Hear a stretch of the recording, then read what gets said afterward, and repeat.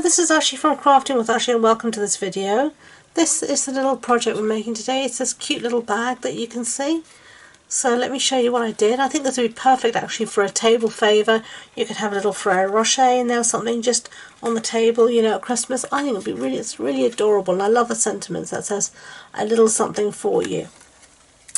So I've got a different paper to that one, and this one is called, this is also from the 'Tis the Season, and it's just a full sheet of 6x6 paper.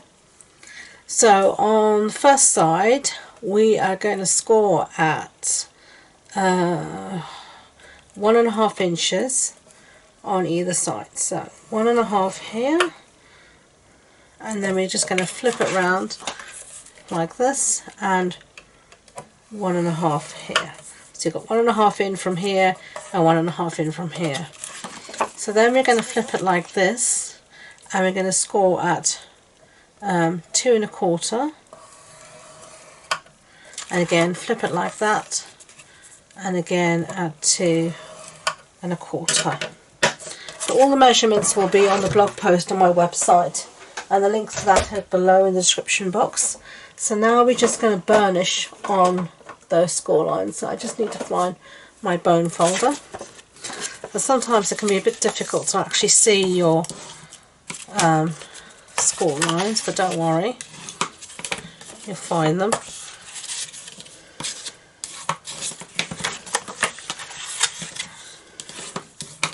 Okay, so to start off with, we're going to fold in the two sides here that were, what were they now? 1.5 inches. I'm going mad today. And all you're going to do is, you'll see here you've got a score line here, and then you'll see here we've got a score line here. Okay, and all you're going to do is take this score line that's here, there, to meet this one back. So you're going to pull it back to meet it like that. Okay, so you can do that for all 4 sides, and then you're just going to burnish with your finger and then get your bone folder in there. So you can see now what I've done. I've pulled it back like that. Okay, so we're going to do the same thing now on the side. You're going to pull this score line here back to meet this one here. So you're just going to pull it back like that and burnish it down. Okay, and now we're going to do this exactly the same on the other side. Pull it back,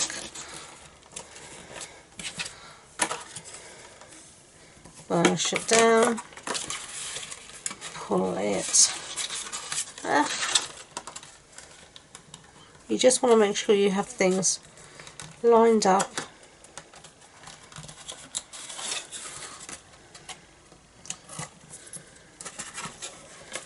as best as you can. Okay, so that's what we've got so far. So there we've got, and you're just going to pull the tops together and just massage the side together like this.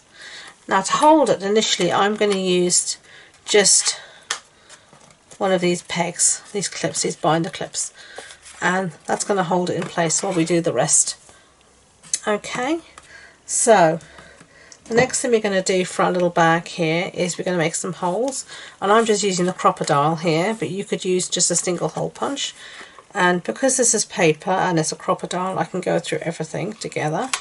So I'm just going to make 2 holes. And this is when having the binder clip is so nice, because it holds everything in place for you really simply. And then I'm going to use some of this ribbon, and this is the sheer real red ribbon, and we're just going to go around like this, and then like that, and you just want to see if you can possibly on the back get it. All I'm going to do is bring it through and get it as straight as possible. So now we've got our ribbon there, we can take our binder clip away, and then we're just going to attempt to tie a bow. Can't even tie a knot at the moment. at the front here. Ugh. Get this to the other side. As you can see, I'm not the best at tying a bow, but we shall persevere.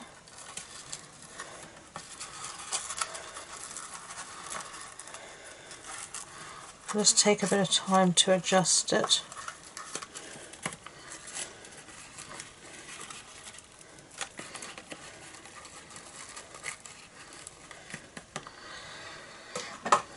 Okay, and then we're just going to trim the ends.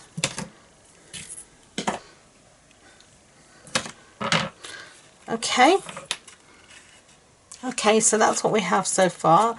That's my attempt at a bow. Please don't laugh at it. It's not the best, I know, but the ribbon is very forgiving, so that's always good.